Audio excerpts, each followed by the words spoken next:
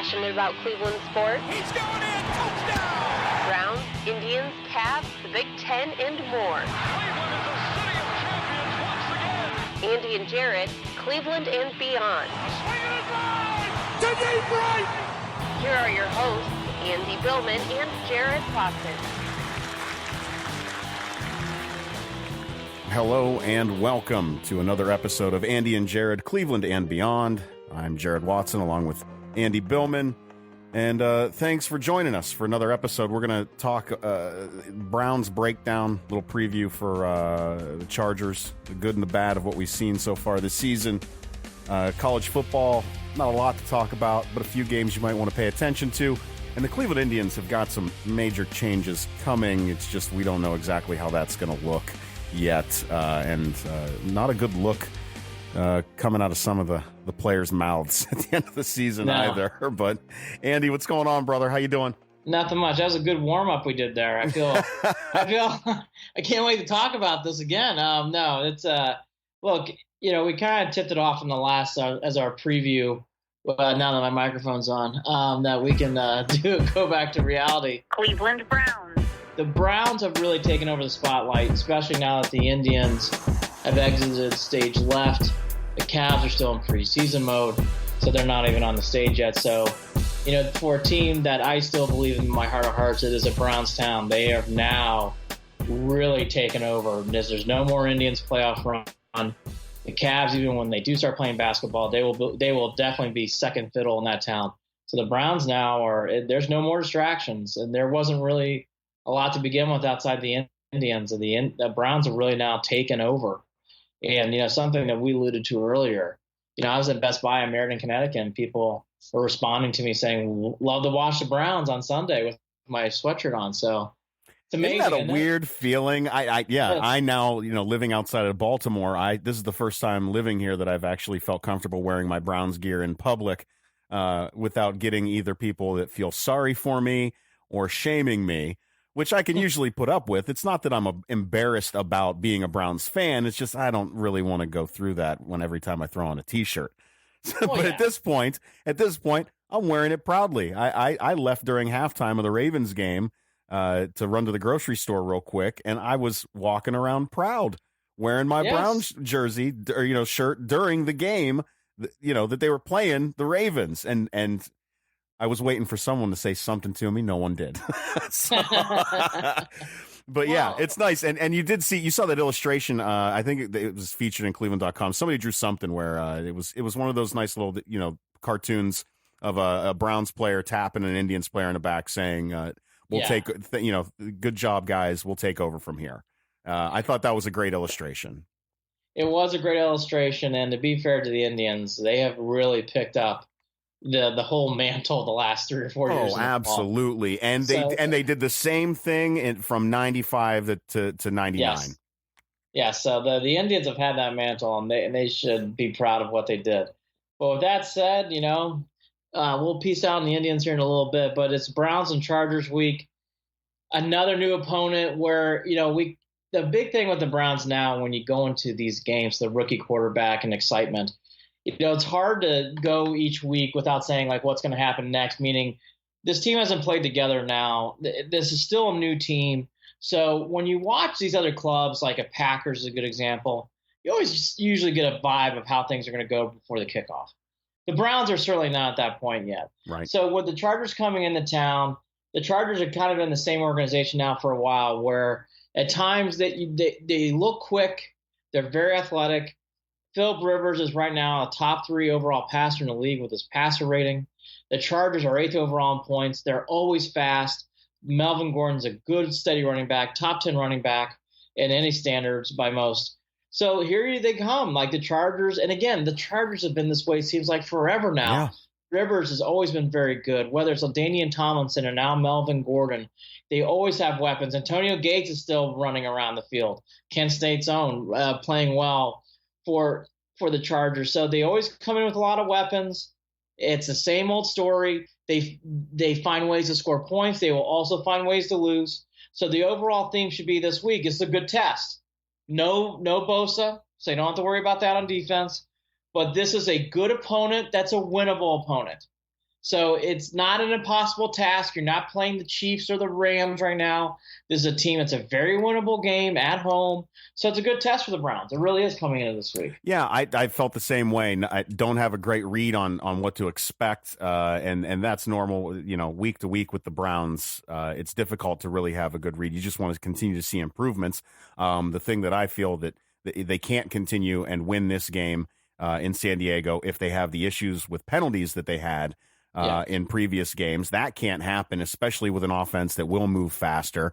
You can't have guys like Myles Garrett. He might get a sack and then he's going to turn around and negate it by jumping the snap too early and getting a penalty. You gotta stay focused in the moment. And again, those issues we've talked about it goes right back to Hugh Jackson when it comes to penalties. In my opinion, they've got to clean that up if they're going to win this game against the Chargers, because they are very beatable. And this is another game where you can get a read on exactly where the Browns are progress-wise to this point in the season, especially if Baker keeps going out there.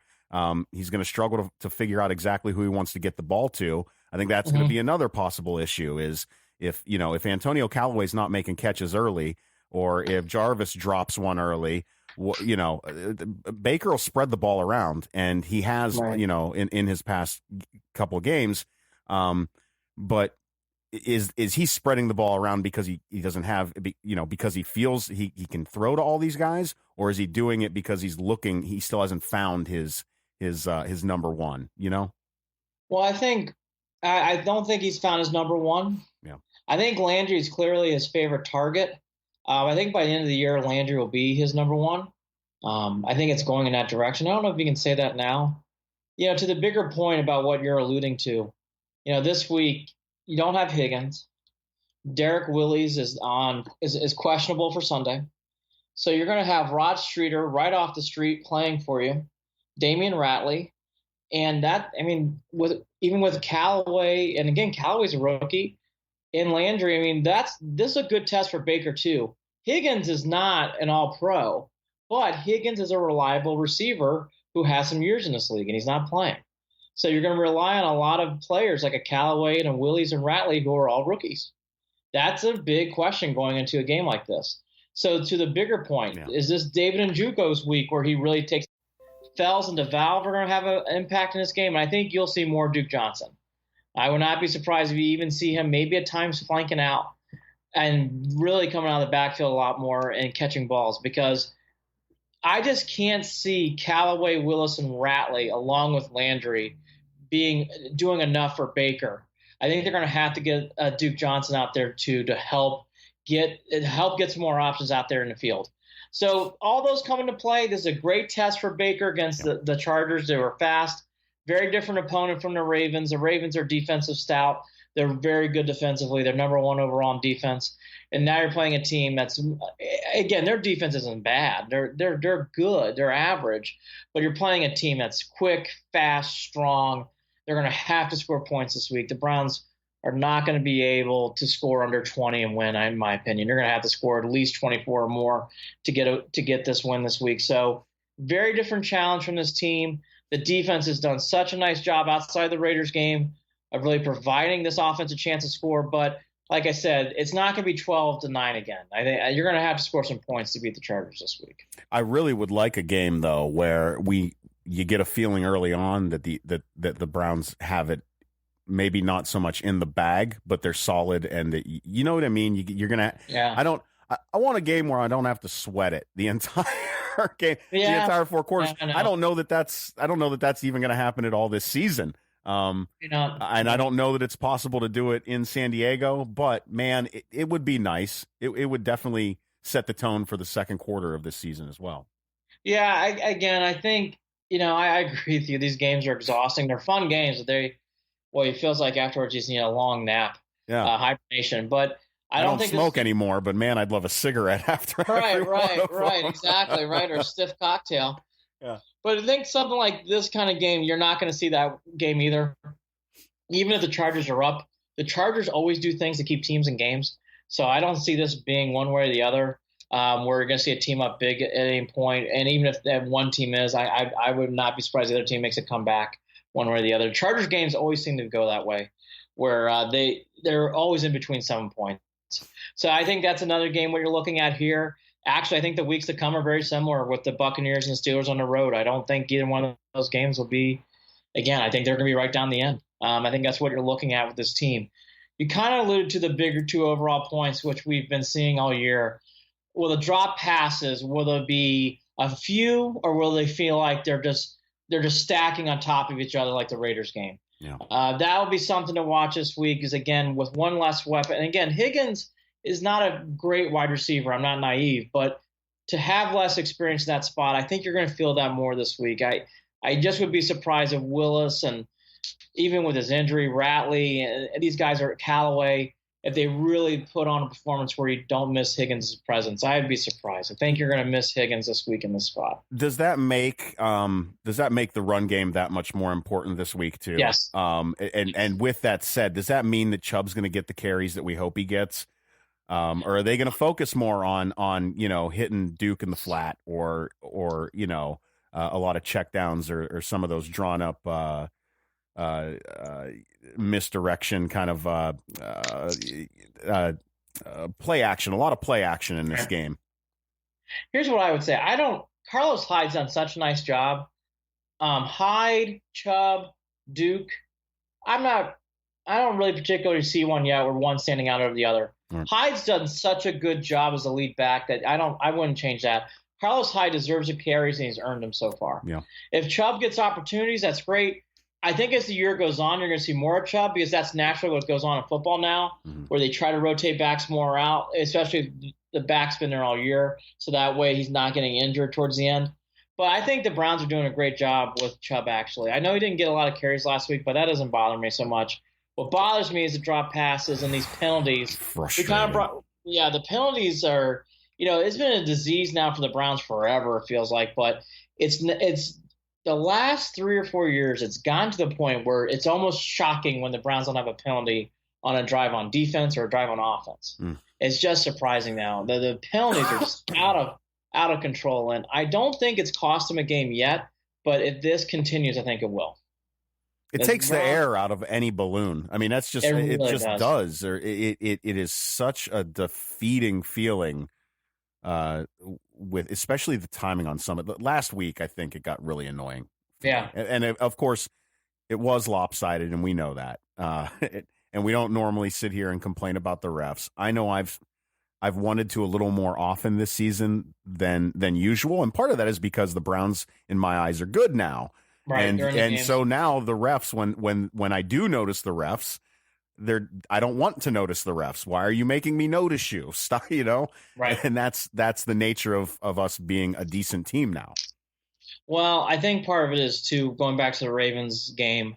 That's the first time all year I thought the refs were a little too one-sided against the Browns. Yeah. There were a lot of times where I saw the Ravens making penalties, pushing the backs especially.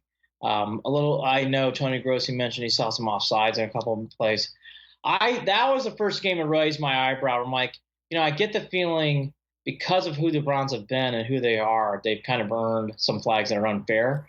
Or if they have earned some flags, the Ravens are not getting the same due diligence when they're doing things. Other than that, though, even with that said, I didn't think it was blatant, meaning to the point it was affecting the game. And I really didn't think this year, with any of the calls the Browns have been getting, that I thought the flags were unfair. I thought the Browns make a lot of penalties in these games. Hopefully at some point it eases up and pumps the brakes, but kind of what we alluded to going in with the injury of Higgins, the topic has been brought up about Dez Bryant. What are your thoughts about possibly bringing Dez in now knowing that even Derek Willis might be out on Sunday and Higgins is out for a couple weeks? Well, I think that anyone who wants to hang on to the negatives of bringing Dez on, they don't have to worry about that anymore. I feel like the Browns are solid enough in their own identity that bringing a Dez in isn't going to be a distraction. And I believe that being a distraction is probably the biggest worry that anyone would have about bringing Dez in, because Dez is all about Dez. It's just who he is. If he can come in and he can perform, great. If he comes in and he's a problem in the locker room, they're not going to have time for that, and they're not going to allow it to distract him either. It's that simple. I don't see I don't see a negative out of it. The only negative is it doesn't work and you get rid of him. The end. He gone. Like, it's that simple. Yeah. Right? I just think it's gotten to the point now with the Willie's injury today that I think I think if Willie's or one of these guys go down and Higgins is still out, I think you have to bring Dez in.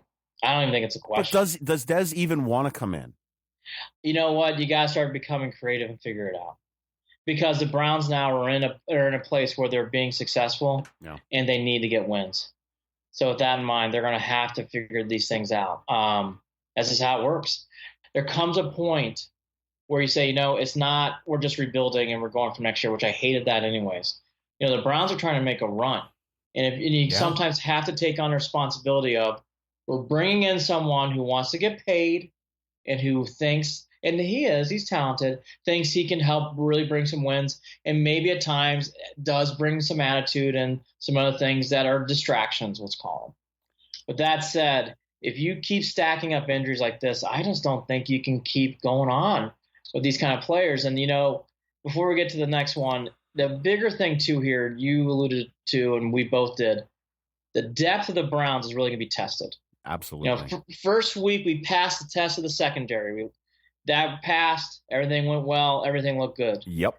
Now to the next test. Are these wide receivers, yes, it's just Higgins, but are these wide receivers ready? And again, as David Njoku, is he ready to take that next step forward? Well, we got to admit, even when we talk about depth of wide receivers, we didn't expect Higgins to be playing as important a role as he is. Yeah. And what was it last week? Gaines with his performance on the field in the secondary really surprised the hell out of me. So, yeah, how funny is this, though, Andy? We're talking about where Plan A is basically a rebuild of the team. Who'd have guessed that Plan B would have been making a run for the playoff? I know, that came out of nowhere, didn't it? Well, it did. It came quickly. Yes. And the thing is, I don't think anyone was prepared for it either. And the thing that's been I shouldn't say very surprising. What's been good is they've been in every game. Yeah. So it isn't like they've had a blowout here and there. Like, there's been no false litmus test so far. They've really proven up. One more. We didn't do this on the last one, but I want to do it here. Yep. So do you still like the Gordon trade at this point? I've wiped that. He doesn't wear a Browns uniform anymore, so okay. I don't. I'm that guy. Good. I'm glad he's doing well. I don't care if he scores, and I've told you this before, I don't care if he scores another 10 touchdowns this season, gets 1,000 yards receptions, and wins a Super Bowl with the Patriots. I don't care. It doesn't. Some people hang on to that stuff, and of course he leaves, of course he does. I don't care. I care about everybody who's wearing the orange and brown. That's who I care about right now. I still think it's the right move as well. Yeah. But I will say it gives you a little pause. Because right now we're short on wide receivers if Willis is out. I'm sorry. Who knows? Obvious. But you know what? We don't even know if he'd have played here, Again, it was the right – let me repeat. It was the right move. Yeah. I don't think Gordon should be here, but it gives you pause. Yeah. Meaning I don't think they should bring him back. I don't think they had to make that trade. They had to. It was the right move. It just gives you pause. Meaning, gosh, it would have been great if that could have worked out. Yeah, it would have been. It would have been, but it didn't. No, I'm agreeing. I'm just saying it gives you pause. Anyone who's been in a bad relationship and keeps going back expecting something different, it's never different. That's true. That's for and then you see him flourishing with somebody else. Well, that's true. You know what? That's true. That ain't because of you. It wouldn't work with you anyway. And that's Josh Gordon. Again, I agree with you about Gordon. It just gives you pause. Yeah. Should Taylor be traded? The backup quarterback. Should we be trading him at some point? I don't know what purpose he serves right now on the team, and that's not a knock on him. Even his role as a leader in the locker room, I don't know how important that is right now, seeing how quickly Baker's grabbed a hold of the reins and has legitimate leadership qualities. Right. So, and also the team, everyone knows Tyrod wants to start somewhere. He wants to be on the field, and he's not going to get that here in Cleveland. So absolutely, because you're not going to get anything at the end of the season anyways out of him. Right. He's just done here. It's a 1-year deal. So if you can get a draft pick or something, make the move. the question that you definitely focus more on is the when of that, if it does happen. Yeah, I think that's a better question. I think, or what situation the Browns are in, because Taylor's not coming back. That's not the problem. The question is, there's come a point where that if they're in a playoff run, I would be hesitant to give him away, only because I think he might be able to get you by the few games, and Stanton I don't think can. But if your team is, again, 4-4-1, 3-6-1, well, I think I would trade Taylor. You're probably not in a playoff run.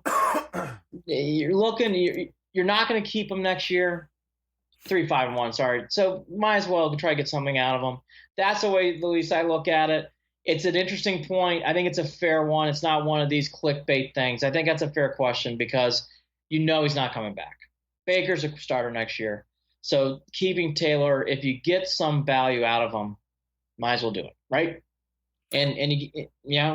Right? No, that's exactly it. Because otherwise, again, what is his purpose?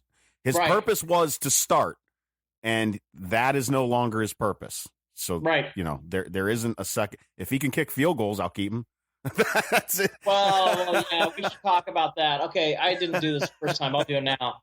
Would you trade for Phil Dawson, who's possibly going to get cut in Arizona? In a heartbeat. Me too. In a heartbeat. Wouldn't Phil love to come home? It's going to be interesting to watch. There's rumors that he might get cut. He's been missing field goals this year. It's going to be interesting. Hey, and maybe he's pulling a Josh Gordon and missing him on purpose. Whatever. Hey, Phil. For the team, buddy. For the team. So I for the city. Yes. But I just think that's something to watch too. We mentioned it last week. I would see that's the trade I'd be hot after. I would try to make a trade with a 5th or 6th or 7th round pick to get a kicker at this point. I think it's actually worth it. As I don't know how much longer you can keep going with Joseph there as your kicker.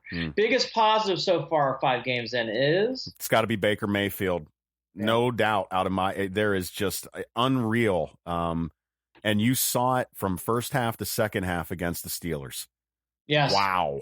This is for real, guys and gals. Yeah. This kid is for real. He is going to be a star in this league, in my opinion. And a lot quicker than I expected it to happen, too. I was in the camp that I didn't want him on the field. I did not want him playing. I had do not protect him. Let him learn, sit on the bench. Tyrod, it's all yours. Take it as long as you can. Yep. And then he's thrown out there to the Wolves. And of all games against any team to come out against the Steelers and bring that team back to finish in a tie, which I never seen a tie light a city on fire like that one did. Well,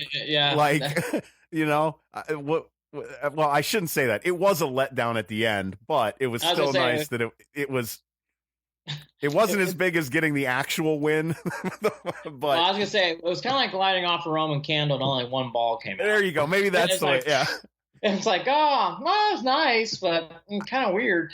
That's the biggest positive I saw so far is how they've been in every game and how the excitement of not just in Cleveland but nationally the team has been. Yeah. I would actually argue Hard Knocks was probably the biggest positive.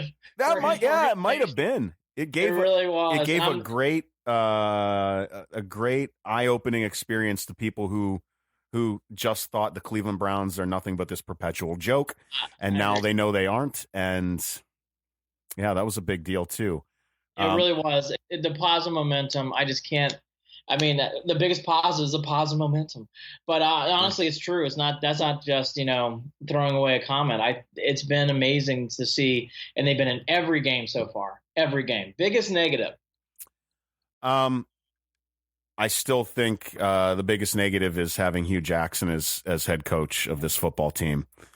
I know that sounds mean, and we've talked about it. I don't dislike Hugh as a person, I don't think. I just don't need him coaching this football team. Yeah, I would have said that too, so I'll give a different answer. I think the biggest negative has been the special teams. I never thought special teams could impact as much of a season of 5 games in. Over a season, yes. But 5 games in, special teams has really had effect over this team. A close second is penalties, but I'll give the winner that special teams. It's been the best we can hope for is average. Average is good for Cleveland right now when it comes to special teams. That's just how off the wall it's been. This has been so bad at times. Biggest surprise so far. Hitting on our draft picks. Yeah, that's a good one. I would actually double down and say not only that, Denzel Ward is just – I knew he'd be good. I wasn't thrilled with the draft picks. I love pass rushers. Right. I was wrong. Denzel Ward is going to be a great player if he stays healthy. He is, again, we've seen Dixon and Minifield. I was there for the Johnson brothers growing up, and Clay Matthews and all those guys in the 80s, and those teams were so talented on defense. But I have not seen a player like Denzel Ward who just jumps out of the screen at times with his playmaking ability. And that's with Myles Garrett on defense. So it just tells you, I just have been shocked positively about Denzel Ward. He is going this year. If you had told me, could he be better than Myles Garrett, I would have laughed outside and would have been crying by then. Like, no. You're drinking way too much of the silly stuff. There's no way it's going to happen. But 5 games in, I'm actually starting to wonder if he's that good. That's how good Denzel Ward's been. You kind of teed it up, but we'll ask again, state of Hugh, stay or go at this point, 5 games in. You're 30% in the season right now. So should he go? I want the Cleveland Browns to take a page from the Cleveland Cavaliers of old, and just like the Cavs didn't care when the season was, what part of the season they were in, what position they were in the standings, how well they, none of that mattered. Blatt had to go. In my opinion, Hughes got to go. I don't care if it makes anyone mad. I don't care if people question, the timing. But they're finally getting. I don't care. They're winning in spite of Hugh. The penalties. We talked about the penalties before that. That's a reflection of Hugh and his discipline or lack thereof. Yeah. I would also say at this point too that I would have him go. Now, if he makes the playoffs and the Browns win the playoffs, you can't fire him. So that day will have. So don't keep him that long, then. That is the dilemma of bringing someone like this back, because I'm not a fan of his. Nice guy. He's not a very good coach. So now you're bringing this guy back, and now you're winning games despite him. I agree with you about that comment. But if he keeps winning and they go to the playoffs, you can't fire him. No way you can keep firing him. And I think to a different point, a surprise too has been Coach Haley. I want to mention this. I fell in love with that guy after Hard Knocks. Very big fan of his, like his energy, like his spirit. I have been surprised about his play calling at times. Yeah, it felt like, it's not as bad as Hugh, but I've seen some moments where I'm like, that was what we've been seeing the last couple of years. Do you see most of that strangeness coming out? At least for me, I either see it A, in the red zone, or B, when the Browns are pinned back deep in their field, with field position. Yeah. That's when those strange plays seem to happen. They do. I liked how he ran the ball more last week. I hope we see more of that. I don't think you need to do any more, meaning I thought he had the perfect, I'm not sure what the percentage was, but I'm guessing it had to be around 60-40, maybe 65-35, and that's what you want. I think that's fine. But again, these flip passes at the end of the end zone, everybody's talked about this week, so we all know that play. That was a terrible play call. There's been other examples where I've been surprised by that. So that's another thing to mention there too. And then, real quickly, I think the AFC North has been proven so far. There's not even debatable. The AFC North is the best division in the AFC. So at that point in time, knowing you're playing a tough division, how do you see the Browns finishing right now? Not in last. I think that first, second, or third are all up for grabs. I think they finished third. I think that could change as the season goes on. But if I had to be honest myself and seeing what's ahead and knowing injuries will happen, and who's finishing in fourth? The Steelers or the Ravens? That's a good question. I think the Ravens are full of hot air. So I'll say, well, they got that great defense. I can't believe the team that throws me off is the Bengals. I can't believe the Bengals are 4-1. I think that's the thing. The Bengals, you expect them to implode at any moment, and they haven't. The Steelers were supposed to fall apart and somehow haven't yet. And the Right. Ravens are just chugging along. I know. I just say, I guess to be determined, but I think they'll finish above one of those teams. And that doesn't mean they're not in the playoffs. As I think as of right now, I think both your wild cards come out of the North. But again, that's 5 games. I do. Well, who else is going to make it? Give me the other. Okay, Pats, Chiefs, and then the Jaguars. Who's the other team? I mean, Titans. Yeah. Titans don't worry me. Do they Titans worry you? I'm looking right now. Dolphins. Chargers. Yeah, maybe this is a bigger game than what we think. That's a good point. I mean, it could be the Chargers. Good baby. I don't see the Dolphins talking about a team that's going to. I can't. The Dolphins are not sustainable. Dolphins, no. Titans, no. Like maybe the Chargers. Maybe this game's a little bigger than what we think. Yeah, the AFC South in general is just that's a trash fest. Vomiting, awful. And honestly, outside the Patriots, the Jets are up and coming. I think with the Darnold. Outside that, I don't know. Oh yeah, absolutely. The Patriots are like the Indians in that in that conference. Yeah, talk about loading up on your wins. Pats do that every year. I'll go first in this one. I've had a hard time reading this game this week. I had a much better feel about the Browns beating the Ravens last week. I really liked that positioning, seeing how the Baltimore came off a big win on the road, and that the Browns really had just a terrible. Let's not relive that loss in Oakland. So I really like the Browns. I don't have as good a feel about this week in this game. I'm just going to go with the momentum and say the Browns do somehow pull it off. I think they're going to have to score more than 24 points to win. So I'll say 24-27. I think they make enough plays. I just think this game, the only thing that worries me is, again, the Chargers seem to have a knack of hanging around games and also giving up leads. So I think this game comes down the wire again. You just hope at the end of the day that it doesn't come down to a Joseph kick again. And we kind of chuckle, but let's be serious. No more Joseph kicks to win the game. It'd be nice to see them put the ball in the end zone or hold the team. With that said, I think the Browns have really gained this momentum, and I see the team improving each week. The only thing that I would feel stronger about is they had a full staff on wide receivers. That bothers me. I'm not thrilled with the wide receiver position going in this week because of injuries. That said, I'll take the Browns 27-24, but I don't love it. I don't have as good a feel as I did last week. Yeah, I'm seeing a little bit less scoring, 21-20, another tight one, and Browns on top.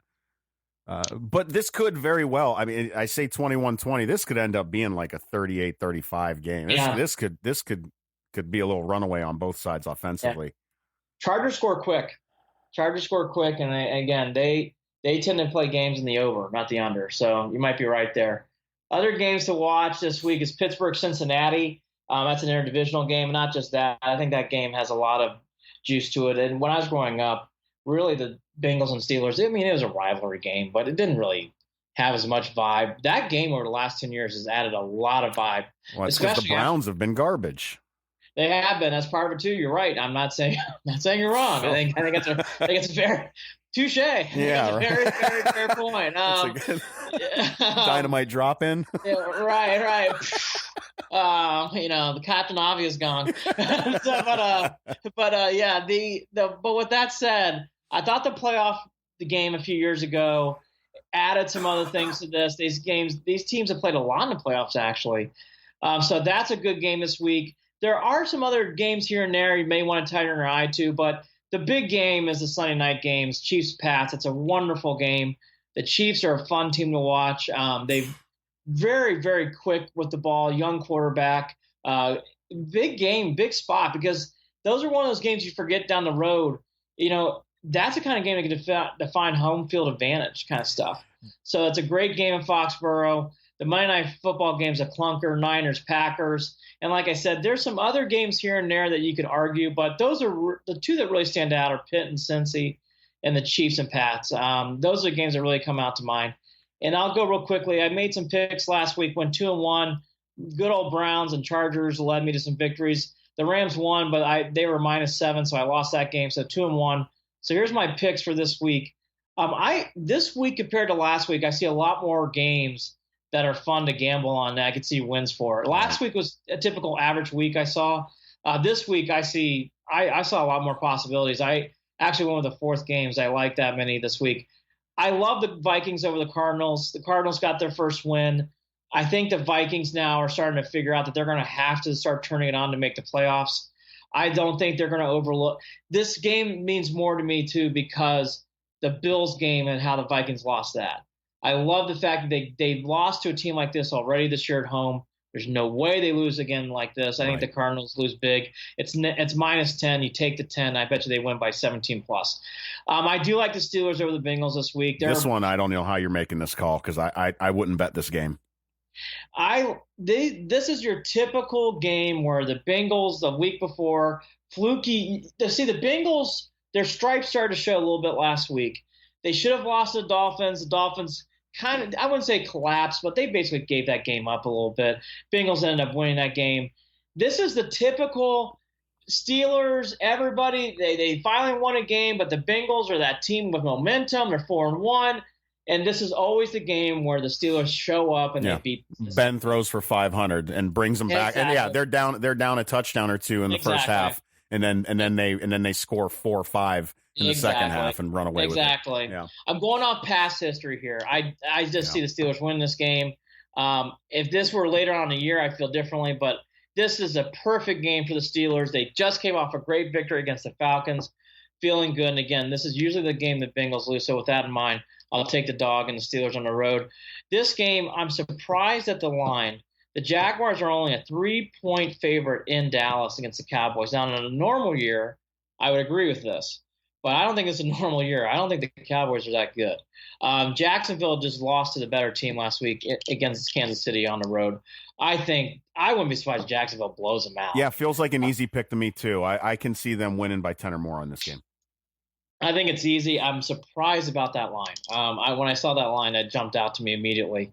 The one thing to watch, not going too far off the rails, but going on a second, the Cowboys have played a lot of these 4 o'clock Sunday night games, Thursday night, Monday night games. This is the first time in a while, and I'm not a big Cowboys fan, obviously, so I don't really care to watch them. But, there's that aura of America's team, I guess, at times that makes one want to watch. This is the first time in a while I found this team very boring. I don't really care to know what's going on for the Cowboys week to week. They're as bland as their head coach. Teflon over there. And that's another one too. I mean, you gotta wonder how much longer he stays around. And I don't know. What does Jerry think? That's true. It's Jerry's world. I mean, he's. I mean, under the big tent, right? Under that big arena. Yeah. I just think the Cowboys. I watch Prescott a lot in Mississippi State, and I'm actually a fan of his. I like how he plays the game, and he did a nice job with Mississippi State and going into the first couple of years of the Cowboys. But this is kind of who Prescott is. He has moments where he can't throw up big yards. He can't lift your team to victory. He can ride along for it, and he won't make your team lose. But I don't know if he can lift your team to victory. And right now, I think he's being asked to do that. And that's just not who Prescott is. Interesting to watch that team as the year goes along to see how Prescott and Garrett, can they make it through? And I think that's going to be tricky. I think Prescott does, but I don't know about Garrett. I just don't know how much longer they are going to put up with, they being Cowboys fans, of seeing Garrett on the sideline. If this continues, I think it will. I don't see any signs of it. And Ezekiel Elliott can run. That's not the question on this team. Can they do enough to win with Prescott? And so far, the only answers have been no. And then an extra pick this week, I will probably normally do 3, but I love this game too much. I think the Rams are just going to blow up Denver. I think the Rams are the other team I really like watching a lot. They're a late team game, and usually the Browns play at 1. So it's always a team to watch that I watch in the 4 o'clock slot. What are the Broncos? The Broncos are floundering. What is that? They've got to figure some things out by the end of this season too. Vance Joseph's been rated on a lot of people the hottest seat in football by some. Whether that's fair or not, I don't watch them. What a funny shock! I don't like the Broncos. I don't care to watch them very often. They did some things to me as growing up as a kid, so I don't care to watch for them so much. But even with that said, they got Case Keenum, who's not a bad quarterback, but again, kind of like Prescott, he's okay. I don't know if he can lift your teams to victory, but he can certainly help to win, and he won't lose a game. The defense with Von Miller's a star, absolute stud, doesn't get enough press at times for how good he is on defense. But with that said, the Broncos just don't feel as good as they were 2 or 3 years ago with Peyton Manning, do they? just doesn't feel as good. Doesn't to me, at least. Doesn't feel like the same team. So I love the Rams, but this is more about the Rams. The Rams are just – I knew they were good going in. I've watched several of their games. I don't know if you have, Jared. They are so good. And I haven't paid much attention to the Rams. Are they as fun to watch, as tough as the Chiefs are this season? I think the Chiefs and Rams are neck and neck. Yeah. I'd give a slight edge to the Rams. I don't think these two teams are comparable, so I don't want to hear feedback about this because this team was a legendary team. But they have a little similarity to the 80s Niners in that they just do things at times that's just effortlessly. Right. They just throw the ball, and it's like it doesn't just go. That's how I feel about the Chiefs, too. Yeah. And the Chiefs have that, too. The way Mahomes makes it look right now is – yes. That's a different brand of football. Yeah, the Chiefs remind me more of the Rams did in the late 90s, early 2000s. Biggest show on turf kind of thing. That reminds me more of the Chiefs where they're just super quick. The Rams make it look effortless. There's just at times where the ball it doesn't just go. It sails 50 yards and for a touchdown. That Jared Goff is going to be a star. He already is. But that team is on its way. So I like the Rams. You take the 7. So Vikings, I take the 7. You're going to give up 10. I'm sorry. Give up 10 for the Vikings. I like them over the Cardinals. Steelers, you'll take the 1.5. I agree, Jared. It's a coin flip game, but the Steelers typically always win these games against the Bengals. Yep. Jaguars, I love this game. I would press the gas on this. I think Jacksonville blows out Dallas. And then I like the Rams or the Broncos -7. Real quickly, our good old friend Pat Shurmur is having an interesting season in New York. They lost again last night. Have you been watching this? Are you fascinated as I am? Because everybody in the offseason, especially where I live, goes, oh, Pat Shurmur, wonderful hire. Oh, he's going to be so good. He was in Cleveland. That didn't count. He can't be that bad of a coach. And play 1-5 later. How's it feeling now, New York? That's There's Is it on Shurmur, or is it? There's going to be people that argue that this is an Eli problem. Look, Eli. You and I know, though. We know enough to know that Shurmur's got equal culpability in this awful season. Oh, there's an S in a lot of these losses. But S doesn't stand for Giants. It stands for Shurmur. S. And that you can just feel it. You can just that loss on Thursday was a loss I saw as a Browns fan quite often when they lost the Eagles. It's nice to spread the love and let other teams experience that. Again, everybody was like, "Oh, he's going to be wonderful." And, I don't know why that there was that hype around Pat Shurmur.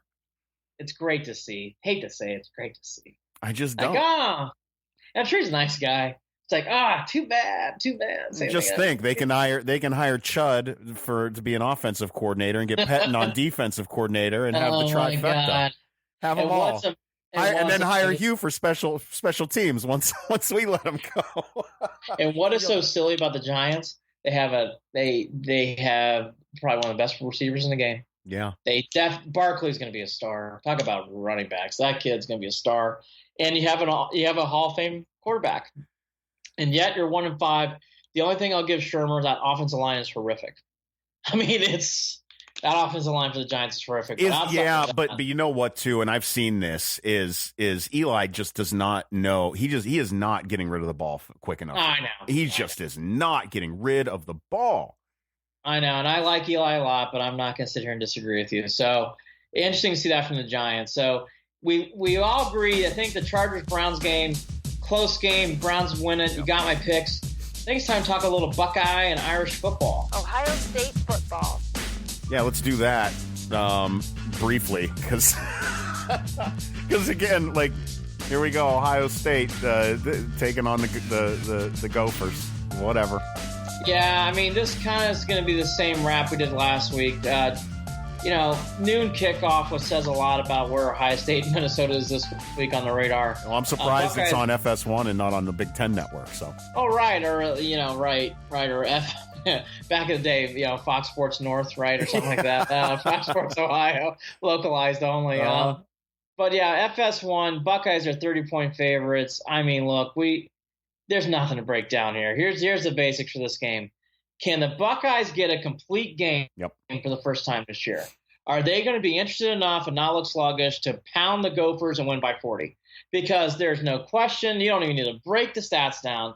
You don't even need to watch any game tape of the Gophers. Folks, this team's terrible when it comes in this matchup to the Bucks.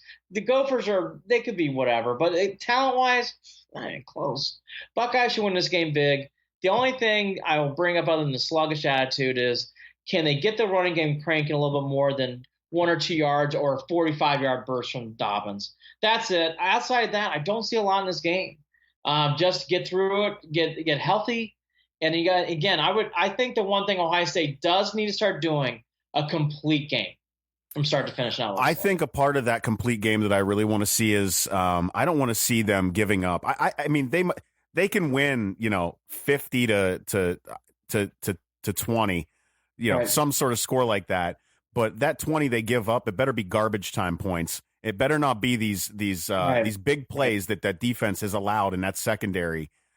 They've allowed some explosive big plays to happen on defense, and that is not a good sign for when they need to be consistent, and they are coming close to the end of the season, Big Ten championship game, into the playoffs, and trying to take on a team in Alabama or Notre Dame, and that's not going to bode well for them if they don't tighten up that ship. No, I agreed. Notre Dame plays Pitt. Pitt's always been a weird thorn in the past years for the Irish. I think this year it's not going to be much of a thorn. I think, again, similar to It's a good Ohio week State. to catch Pitt, too, I think, for Notre Dame. It is, right. Off of that win against Syracuse. Right. Well said. Pitt coming off that win. I just look at the Pitt-Penn State score, and I pause and say that's probably more what we're looking at here, where Penn State just blew them out of the water. Notre Dame's got Dexter Williams back for 2 games, and he's just been outstanding his first 2 games back. Ian Book has been great since he started the Wake Forest game. I don't want to break down a whole lot here. It's same for me for Ohio State and for Notre Dame. You want to see this, you want to look smooth, and you want to get moving forward on to the next games as the games get bigger as the year goes on. For the overall picture, though, for college football, we kind of hit on it, but I won't hit on it again for this week. LSU and Oklahoma last week losing was great for both Ohio State and Notre Dame. Moves them back up a couple spots and also gives them some padding if you're Ohio State. So Ohio State didn't move up, but Notre Dame did with the loss to LSU. So it gives you some more padding. West Virginia is really the only team that's kind of circling. They can see sneak in there if some losses happen because they're still undefeated and they're in the Big 12. But really, those 2 losses really help out those teams. But it's now getting that point of year, and for people who have maybe forgotten, the top 25 playoff poll comes out on Monday. Yep. So you're finally going to get to see how these resumes are building out and see what happens. So for Ohio State first, we want to see Michigan State keep winning. I think that's important because those games in November weigh a lot into these decisions, in my opinion. They're not going to say that, but I think they do. So you need to keep Michigan State rolling. That Northwestern loss was not good for Ohio State's resume. You want Michigan State to keep winning. And TCU, too, that's your big non-conference win. You want those teams to keep winning. And a team for both Ohio State and Notre Dame is you want Michigan to keep winning as well. I know that stings. I'm being a Notre Dame fan. I can't stand Michigan either. But having Michigan win and going that final game, Jared, to me, builds Ohio State's resume even stronger in that last game. Oh yeah, absolutely. And it's been a sad 8 years, 10 years of Michigan, Ohio State. Yes. It just has been. It's atrocious. Yes. And I just think those kind of things help. For Notre Dame, it's USC and Stanford. Those are 2 games. You want to see those teams keep winning. You want to see Virginia Tech keep winning as you won that game. But my overall thing is you're going to start seeing this now, resumes and polls. And once we get that, we'll do a deeper dive into it. We shouldn't do that today. Right. But when those results come out on next Friday's show, we'll kind of piece through it and see where teams are at. Bigger games this week to watch. Georgia's at LSU. Georgia's one of those teams that are in that playoff circle right now that are undefeated. That'll be a fun one. A great game. LSU had a tough loss against Florida. They've really had a tough schedule so far. Their big 2 games were Auburn and Florida, both on the road. They escaped out of Auburn. They had too many turnovers late against Florida. Florida's defense has really improved. So Georgia starts their run now to basically their tough schedule part because they play LSU in Baton Rouge. They have another game. They have a week off, then they play Florida in the cocktail party in Jacksonville. So a big run here for Georgia. Georgia LSU is a great game. This next one doesn't roll off the tongue as sexy, but it is a good game. It's Washington, Oregon. Both teams have one loss. Michigan State, Penn State, both those games I mentioned are at 3:30. Oregon and Washington's on ABC, and then FS1 for Penn State, Michigan State. And then the nightcapper this week looked great on paper until the BYU loss was Wisconsin, Michigan. Mm-hmm. Again, we already described why that game is important to Notre Dame and Ohio State. You want to see Michigan win that game. Keep building that resume type stuff. Does Michigan State win in Penn State? No, they don't. That does not burn Ohio State as badly, but no more losses for Michigan State. I would actually, if I were the Bucks, I would prefer Michigan State wins that game because you want to build your resume going forward. You don't want games where it's I just don't know that they can win that game. Oh no, they can't. I don't think they will, but that's what you want. Like right. I look at that game, you just hope, and this is what can happen sometimes in college football. Michigan State loses to Northwestern, they lose at Penn State, they start going on a tailspin. You'd hate to see that. Yeah. Your highest. You don't want to go into Lansing and they're 3-5, 4-4, right? Kind of like see them, you know what I mean? You're expected to walk all over them, and even if they give you right. trouble, you're surprised, but you shouldn't be because right, it's Michigan State, it's D'Antoni. Exactly, I know. No, but again, I'm a big believer in this. People remember games in October, but forget records later on. So if Penn State were to lose that game, they still back, but it was on the road. It was at night. It's at Penn State. That was a great win for Ohio State. It helps you go in future games. So that's why I'd always say you want Michigan State to win that game to give you better games down the road. Yeah, because that's how you define yourself later on in this playoff pool. Same with Michigan. You really want them to win. So the final little note here: when I was growing up, October used to be a great time for college football. It's really changed. It's now September and November. October's become this weird month, and this is another week where it's like, I'm not saying the games are terrible, but being honest, Jared, outside Georgia LSU, there's nothing else. Yeah, there's nothing there. Nothing really jumps out. As the season goes on, you'll feel 4 or 5 power weights, and this will really this will be a much longer segment in the podcast. But for right now, it's don't get injured against Minnesota, don't get injured against Pitt, and come on back next week. But speaking about getting injured, there's our Indians, Cleveland Indians. And they have had a weird moral injury. Yeah, talk about mental. Talk about migraine. I'm surprised we're going to do this much on the Indians. I thought this would be more of a quick wrap up, but we got things to talk about. The big thing that kind of came out after we did our podcast last week is that there's been some scuttlebutt about scouting and analytics not being as good for the Indians as it was for the Astros. I'll tee you up to this. You did it nicely when we were talking last. What do you think when you hear that? The Indians were outscored by what was like 26-8 or some weird, and that's so. How are analytics fixing that? How are they? How are analytics fixing what happened on the back? 6, 7, 8, 9th innings in those games. There's analytics. First of all, who are we talking about here? It's Bauer and Clevenger, right? It's those are the guys that those words that come out of their mouths, correct? Yeah. Clevenger's young enough that I'm going to give him a pass on this. He doesn't know what the hell he's talking about, and he's got a good buddy in Bauer, and he thinks that he thinks that they have the meeting of the minds and that they've got it figured out. Sure. They're wrong. they're so far from being right on this issue. Clev, I love you, kid, but you got some learning to do in this area. And he's gotten himself into some more Twitter trouble as of recently as well, too, getting into arguments. So I think that maybe, when you have those relationships, you hang out with a kid in high school and your parents look at you going, you can hang out with that person until you start changing who you are and who we expect you to be. I think that's kind of what's going on here with Bauer and Clevenger. Clevenger's changing a little bit, and he's losing his Mr. Sunshine look when he's talking about analytics after they get wiped out in 3 games by the Astros in the ALDS. So that's my take on that. Yeah, I mean, we just said it's a captain obvious gone. No, this has nothing to do with analytics and scouting. Nothing. I'm telling you, and I hate to admit this, I did not realize how talented and how really good the Astros were until I saw game 1. And by game 3, I'm like, yes, that was not just too many beers at the bar. That team can hit the ball out and hit it out fast and far. Yeah. They're cocky, they're good, they were young, and they outplayed the Indians in every way. Every way. Every way. So that again, that's just a little flake. But to your point about players talking out, Kipnis made some interesting comments too. And I quote, Right. "It just seems from the top to bottom, we were outscored, out-hit, out-pitched, and out-coached a little bit. They did a really fantastic job over there, being ready and prepared before the series. I don't think we were underprepared. They just went out and executed and played the way you need to win." So he kind of caught himself in the back half of that quote there. And I love Kip. I think I like his spirit and I like his energy.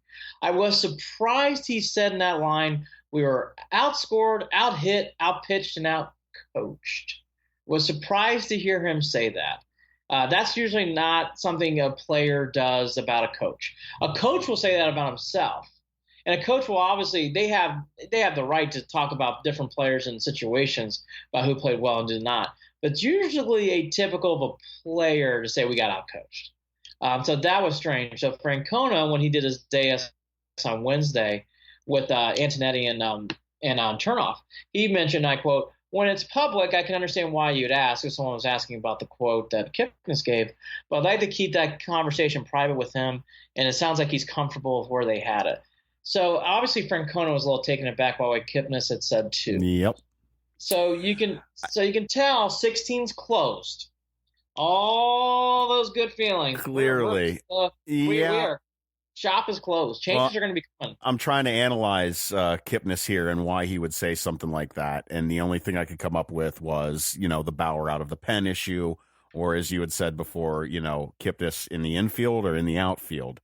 But to me, even those are strange. Those two issues, that the only two that I can think of coaching wise, that he would be referencing. I don't know that you can call that out coached, because at the same time, you're talking about making decisions on the field that you have to make because the players are being outplayed. That's right. That's right. I mean, that's right. I just was surprised Kipnis said that, because the only move you can maybe debate that I didn't think was terrible at the time was when Carrasco came out for Miller. Outside of that, that was way too early. You're talking about Carrasco with 75 pitches. I did not like that. That was early. And by the way, that's a typical analytical move now. And that's what the game's going to. But that's for a different day. But outside of that, it's like, again, every string Francona pulled. I mean, I don't know if I could have pulled, or you could have pulled, or even Tommy Lasorda, or Whitey Herzog, or whoever could have pulled some of the strings. It wouldn't have mattered. I thought that was an odd comment. I was not surprised Francona was taken back by it. And I could tell he wants to keep that nipped in the bud. Yep. But to the overall point, this is the signs of change is coming. And then another one that this one did not surprise me. Obviously got brought up by a lot in the same day as on Wednesday. What was the overall theme and feelings now with Jose really struggling since August? Francona really went on defense with Jose, which I do understand. Look, this team couldn't have been anywhere without Jose Ramirez. You can't pratfall that. But again, this is a bigger point that we made in the last podcast. Jose going into the 2019 playoffs, if the Indians happen to get back, I'm going to be more pausing than I would have. It's not just a fluke what happened in 17. It's now you got 18 to prove it.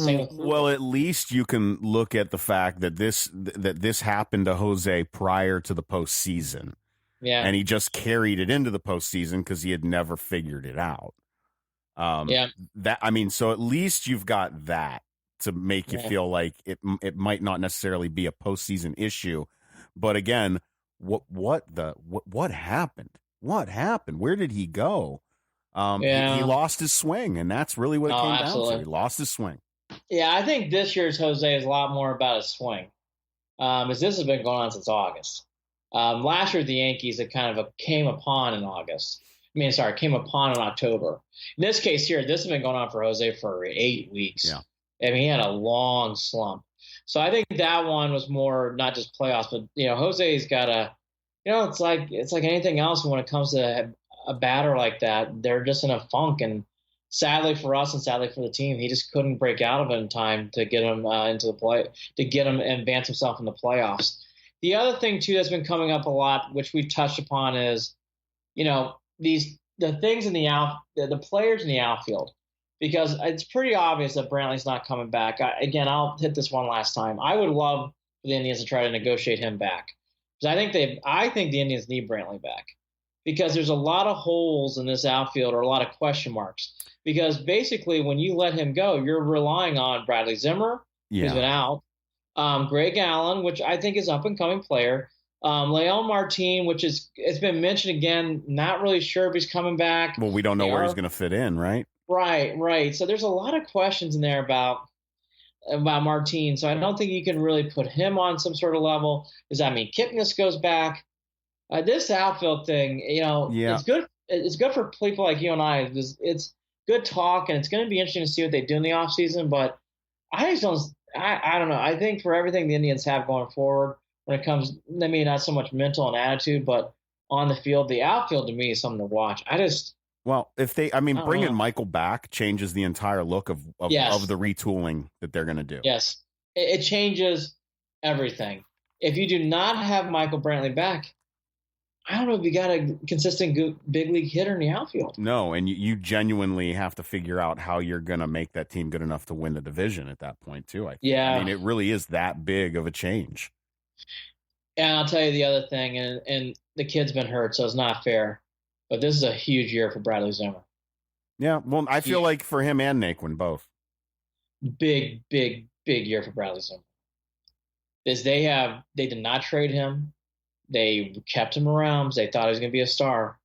He needs to start showing up and being healthy and playing. Yep. Huge year. Nice kid, good kid. Cannot underestimate it. That is a type of decision that keeps sustainable winning and losing. Bradley Zimmer's it's a big deal now. Well, he's got the possibility of, when we talk about filling in those leadership roles. Yes. And we talk about how Frankie needs to pick it up and hold that mantle. I think on one end you've got Lindor, and the other end could easily be Bradley Zimmer. Yeah, I guess we'll pick it up there. That's something that's been brought up a lot that you and I kind of hit upon, but we should hammer it now. The leadership of this team, I think, is going to change too. I don't know if they really had a true leader last year.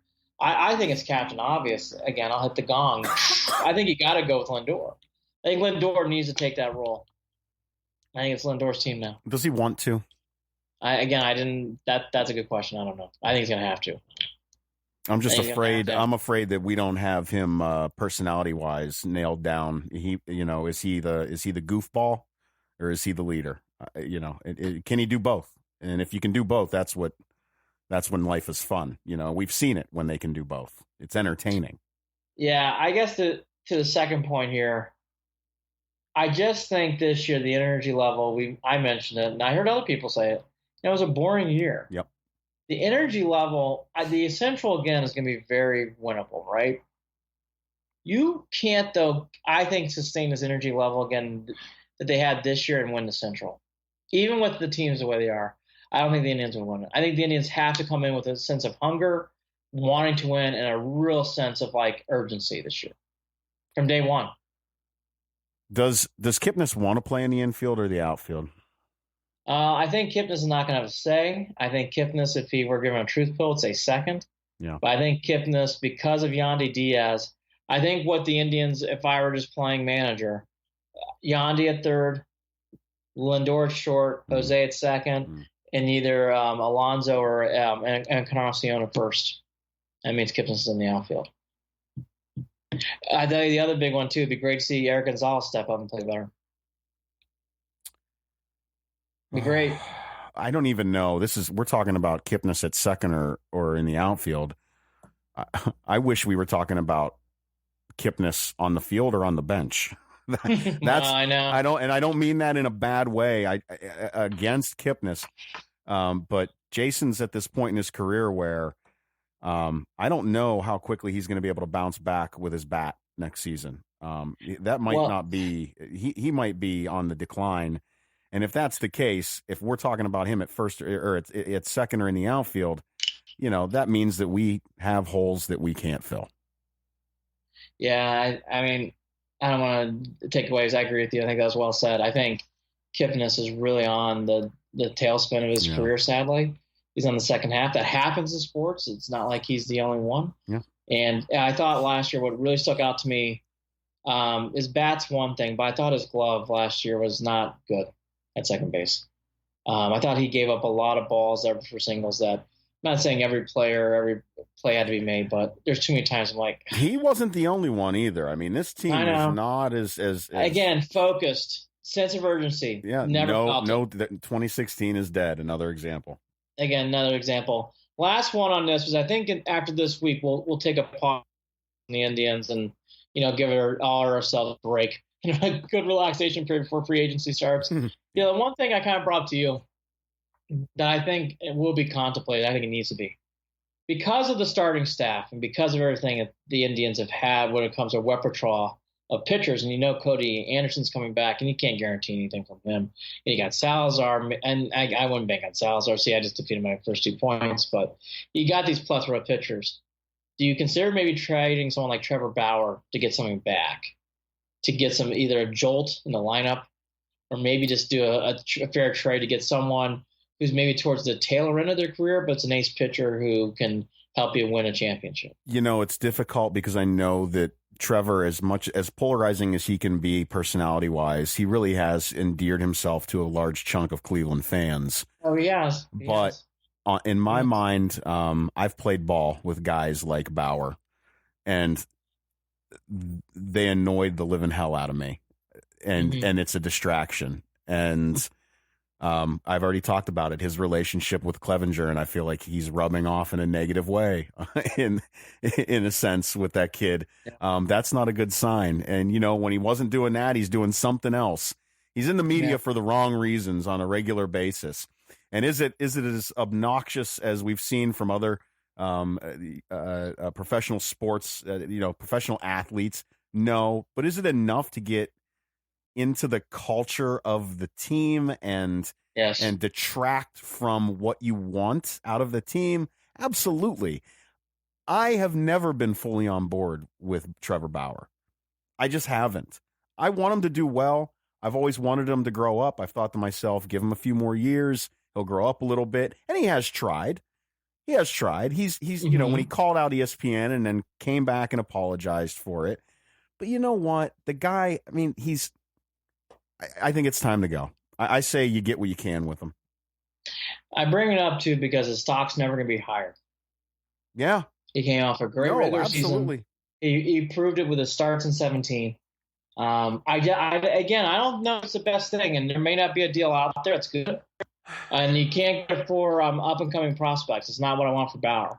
But I just think it's something that needs to be discussed and talked about because I think this team could use a little bit more of a shakeup. And I think that's something you could do to possibly shake it up. Again, I'm not saying it's right or wrong. I'm not saying it's going to be a good deal out there to do. But I would not be surprised if that idea gets bantered around a little bit. Final for things on baseball. Of course, there's no more Indians, but you got Dodgers, Brewers, Friday night and Saturday afternoon, Gonzalez, Kershaw, and then Game 2 tomorrow's at 4 o'clock. And then the big boy series, in my opinion, nothing against Dodgers and Brewers, but you got Red Sox, Astros, Verlander, Sale, Cole, and a big start for David Price on Sunday night. Again, it's not as easy to watch because the Indians are out, but that's still Astros Red Sox is a sexy series. Yeah, and I'm interested to see a Verlander if this is legit. If the real will the real Verlander please stand up? Yeah, if you held a gun to my head, I would take the Brewers, and I think I'm just it kills me to say it, I think the Astros probably take this whole thing now. I hope I'm wrong, but because I would like to see the Brewers or Dodgers win it. I don't care about the Dodgers, but I guess the Brewers. But I just get the feeling that after watching Houston, they are actually a little underappreciated, and they're really, really, really good. The underappreciated part for the Astros has seemed to be their bulletin board material, which is great for a team that should be coming off a hangover year after winning the World Series. They found something to grab onto. Absolutely. Then before we go around the horn and say goodbye, the one thing about the Astros that it reminded me of from a sports perspective, towards the end of that series, they reminded me of what the Hurricanes, the U, were back like in the 80s with their cockiness, swagger, and their celebrations. When I watched that team, I was like, my God, they just pound you. They physically out. They put you under a mental stress machine because of how fast and good they are. And then they celebrate right in front of your face. And it's well-deserved. Look, they won the series, so you can do whatever you want. But that team is special. They hit a lot of really hard home runs. Yeah. they Gone. they peel the cover. Yeah. And I'm talking, I mean, every one of them, Andy, was either a laser or a bomb. Every one of them. Not gone. Yes. Gone. I mean, it was a cipher. Oh, God, what a terrible series for the Indians. Let's wrap it up, right? Oh. let's just wrap this baby up and before we go back down that path of misery. Exactly. So real quickly to hit on a couple things, it was Big Ten Media Week. I think it's Media Week for most of the conferences, but the Big Ten got a lot of attention on Thursday. We're talking basketball now.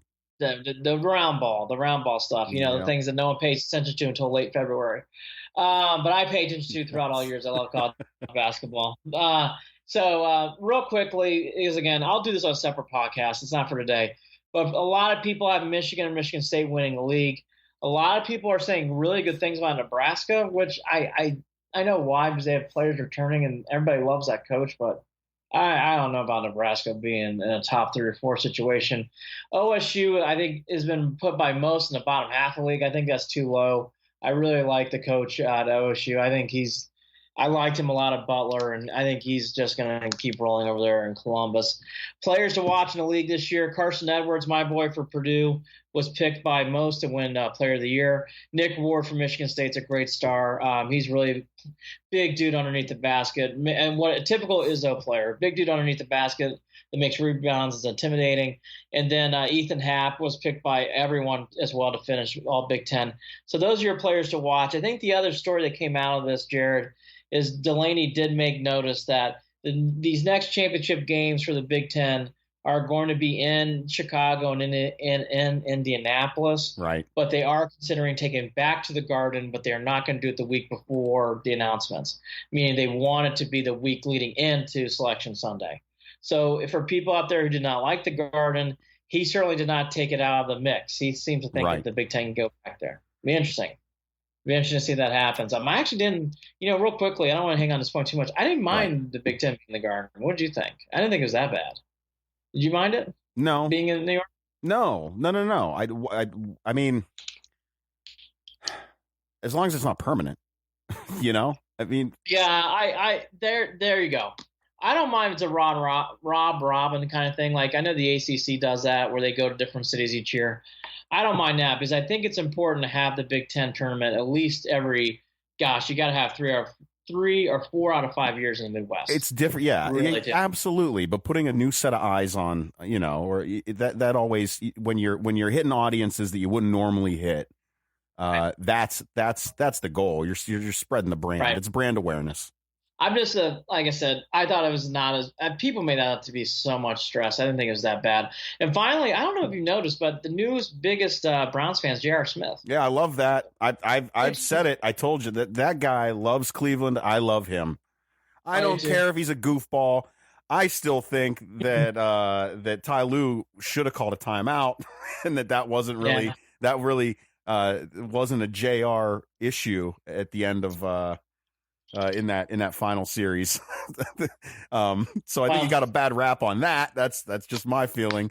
And having him at the Browns games and having him show that, I mean, that the Cavs, listen, they're going to at least be fun to watch. I know that nothing matters right now. I love JR. I'm probably getting a JR jersey this year. He really has endeared himself in all the right ways. Yeah. In the city. Something to watch. I think I agree with everything you said and more. I think it's something to watch. I think it's fun. He's definitely getting a lot of attention, as he should. It's very cool to see him at the games. He's like his own version of a rally possum. I just think it's a good thing. I think he's playing it smart. And I think what I've realized very quickly is JR not only has intentions of being with the Cavs all year, he really wants to stay in Cleveland. And that says a lot about JR. It really does. It's amazing how that trade at the time looked like just one additional piece in a longer run, but he's really become a part of the city. He really has, and especially in the last few days with the Browns stuff. So Browns Chargers this week. We both like the Browns. Yep. More weeks, again, as after the World Series, we'll talk about the World Series a little bit on here in the playoffs, but after the World Series, we'll go back to the Indians. I think we'll take a break now and siesta for a little bit with the Indians. More college football, playoff rankings come out, and then slowly and surely we'll start doing more Cavs. We're almost through the preseason. The last couple games are now coming up, so we're going to start talking about the round ball and the professional and more as we go on. He's Andy Billman. I'm Jared Watson. Andy and Jared, Cleveland and beyond. Thanks for listening. Thanks for tuning in, and looking forward to doing it again at the end of Sunday. We're going to try to do one after the Browns beat the Chargers this Sunday. How's that sound? Yeah. I mean, let's just call it a lockadini. We're going to do it after the Chargers get stomped by the Browns. It'll be fun. Take care, Andy. Later, buddy.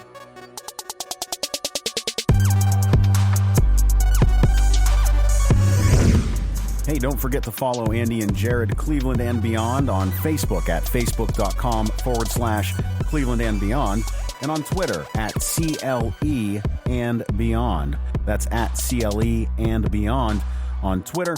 You can also shoot us an email, andyandjared@gmail.com. Looking forward to hearing your comments.